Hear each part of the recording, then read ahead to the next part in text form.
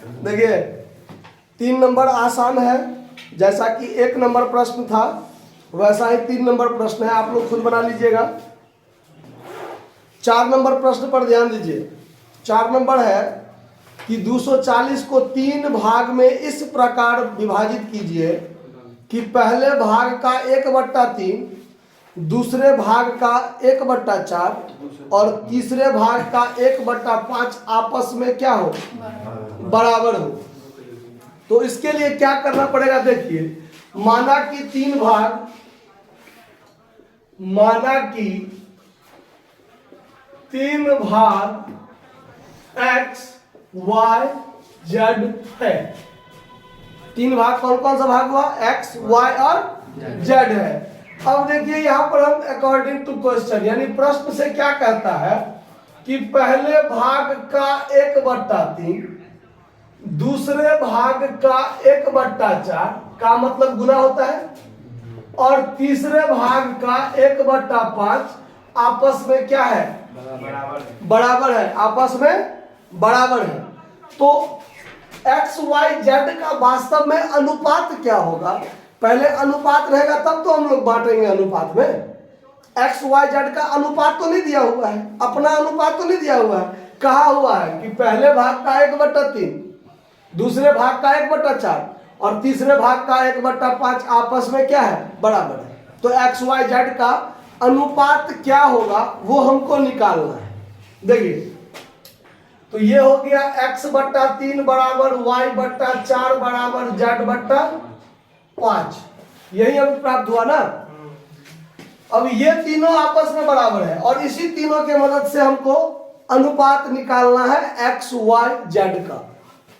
ये दोनों आपस में बराबर है तो ये दोनों भी तो आपस में बराबर है, ये दोनों आपस में बराबर है और ये दोनों आपस में बराबर है। तो इसके लिए हम लोग क्या करेंगे, देखिए लिखते हैं x/3 बराबर y/4 और एक दूसरा काम करते हैं यहीं पर, y/4 बराबर z/, ये दोनों आपस में क्या होना चाहिए, बराबर। चूंकि तीनों आपस में बराबर है तो ये इसके बराबर और ये इसके बराबर, या ये दोनों बराबर कीजिए, ये दोनों को आपस में बराबर कीजिए।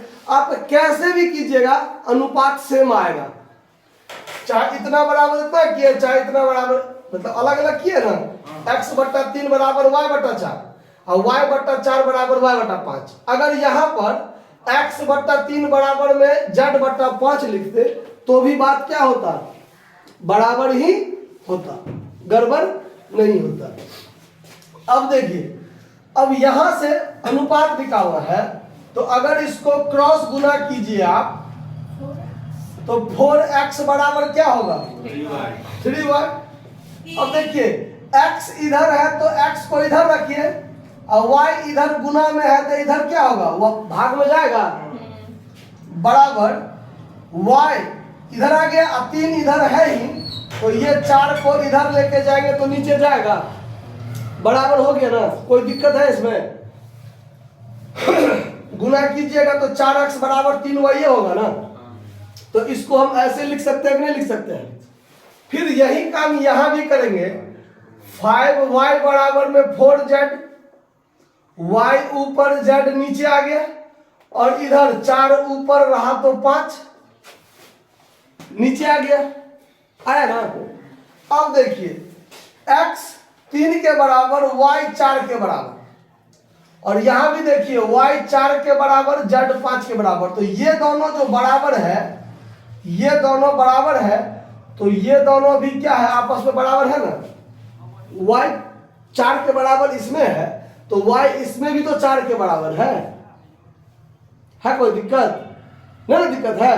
तो इसीलिए हम यहां पर x अनुपात y अनुपात z बराबर 3:4:5 लिख सकते हैं। आया समझ में, ये बात समझ में आया। अब हम लोग करेंगे काम यहां पर, ये काम तो हमने अनुपात निकालने के लिए किया कि x y z जो वास्तव में संख्या है 3 भाग में जाएगा, उसका आपस में क्या अनुपात है, आपस में क्या संबंध है। तो उसका आपस में संबंध 3, 4, 5 का हुआ। अब 240 को 3 भाग में बांट दीजिए। अब बांट दीजिए तो x बराबर क्या होगा, 240 गुने x बराबर में 3/4 3 7 5 12, यानी 3 कितना 12। y बराबर कितना, तो 240 गुने 4/12, और z बराबर कितना, तो 240 गुने 5/12, 3 भाग में बांट दिए ना। तो 12 दूनी 24, 20 दिया 60, 20 इससे 20 से कटेगा, 20 चौक 80, और ये 20 20 पंचे 100, यानी कि 60 80 और 100, यही 3 भाग में वो क्या हो जाएगा, बटा जाएगा। आया समझ में। अब देखिए पहले भाग का 1/3 20, दूसरे भाग का 1/4 20, और तीसरे भाग का 1/5 20, आपस में बराबर हो गया ना। तो ये सवाल आपका बनकर तैयार हो गया, नोट कर लीजिए।